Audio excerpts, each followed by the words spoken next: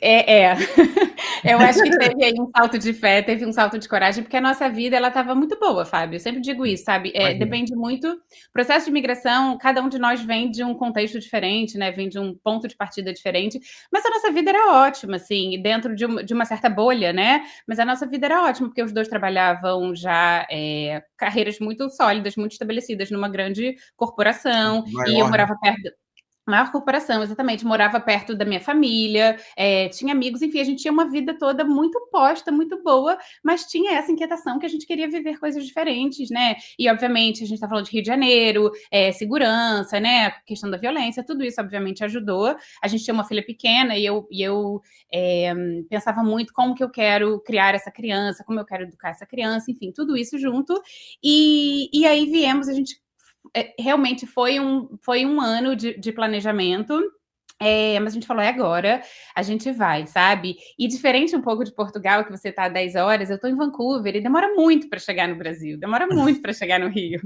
Então foi assim uma ruptura muito grande. E quando a gente falava, não, a gente vai pedir demissão para emigrar, as pessoas abriam o olho, assim, era um certo choque, né? Porque, como Uhum. assim? Mas a sua vida está ótima, porque externamente era tudo muito bom, Sim. mas internamente queríamos mais, sabe? E aí a coisa da família que você mencionou, né? Eu sinto que quando a gente chegou aqui, a gente teve que reaprender a conviver enquanto família.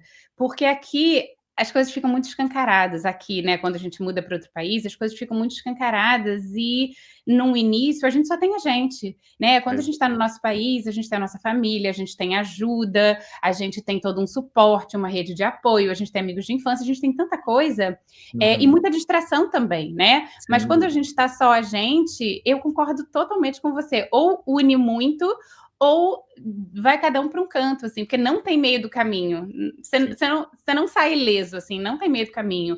É uma transformação muito profunda na vida, em quem somos e tudo, sabe?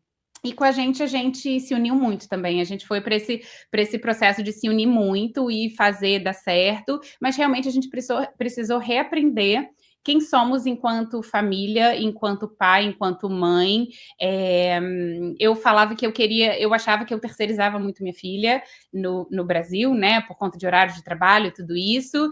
E aí aqui eu me vi sozinha com a minha filha, com meu marido. Então a gente assim, peraí, quem a gente é enquanto família, quem a gente quer ser? Então foi um processo de readaptação e reaprendizagem, assim, de quem somos enquanto indivíduo, enquanto família, nesse lugar novo que a gente não conhece nada nem ninguém. Sim, sim. Isso é complexo, né? Porque, por exemplo, eu estou em Portugal, a gente tem naturalmente a facilitação do idioma, né? Lógico, você já tinha já um domínio, imagino, pelo tempo que viveu fora, seu marido também, mas existe esse choque, né? Sim, Aqui a gente está muito adaptado, a cultura é muito semelhante.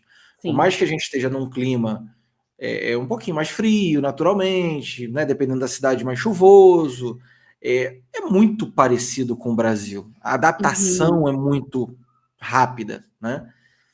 Poxa, Vancouver não. É uma outra realidade. É uma É. outra realidade mesmo, né?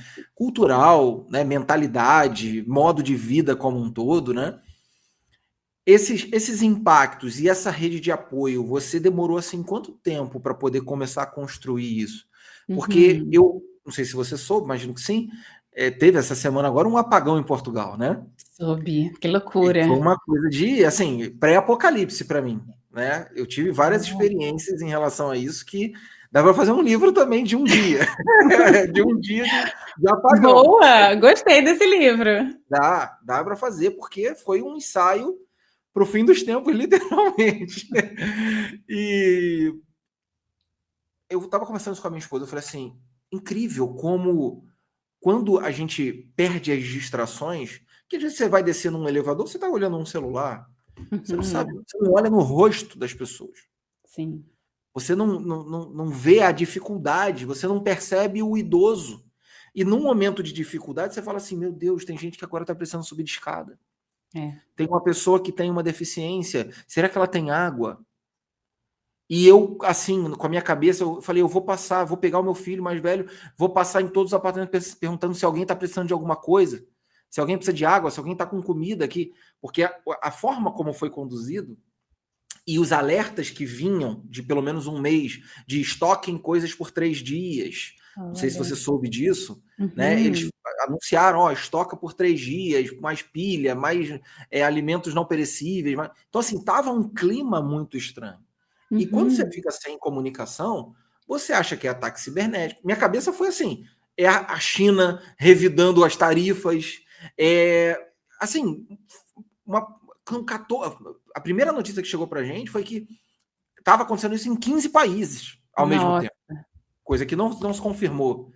Então, quando você pensa, é um ataque cibernético, e eu fiquei assim, eu fui rápido buscar os meus filhos na escola.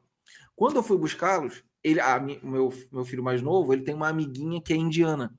E o pai estava buscando ela antes de mim. Eu falei, ferrou. Ele já sabe. A minha cabeça, porque a Índia está horas na nossa frente. E quando tem essas coisas, né, a Índia tem muita tecnologia, tem muita questão de hacker também. Eu falei, ele tem algum familiar de lá e ele está sabendo e ele está buscando a filha antes de mim, porque eu fui logo cedo. O apagão foi 11h33, mais ou menos o horário, 12h30 eu já estava buscando os meus filhos. Porque eu falei, vai dar problema e o pessoal não percebeu. Eu senti que era algo diferente. Que não era simplesmente faltou luz ali só. Faltou luz, sei lá, até hoje não sabem explicar, mas foi uma situação assim, mas foi clima de guerra. E eu dei essa volta toda para falar assim, a gente se distrai e tem dificuldade de criar redes de apoio.